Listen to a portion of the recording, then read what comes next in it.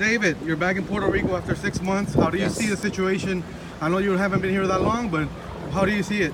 So we had 35 hours on the ground here to tell as many stories as we could. And I was struck by how things are getting better in many places. The roads are clear.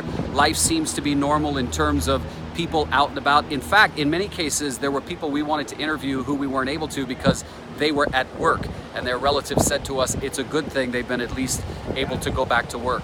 But I was also struck by the fact that conditions in many places around the island are still just as deplorable today as they were 6 months ago. We were in Humacao, heading up into the mountains, and I remember seeing a husband and a wife, an elderly couple on the side of the road, fetching water using buckets, and they were getting it from a spigot.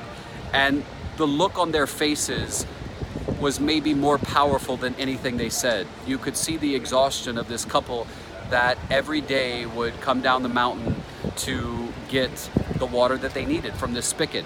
I remember walking into people's homes and them saying, keeping enough food in the house is tough because we only buy what we eat that day because our refrigerators don't work, and so the food will spoil or go bad.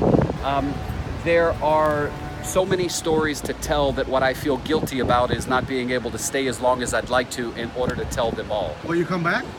Definitely. I want to come back. I want to come back to visit and without a camera, just to enjoy this beautiful island. But we will come back to work, and I will continue, as we have for the last 6 months, to tell the stories across not only online and on air, but on social media. So I'm headed back to the States, but I'll keep People reporting. here have been going, you know, your job has been greatly appreciated. People show your love every time we interview you, or we put something about you on our webs.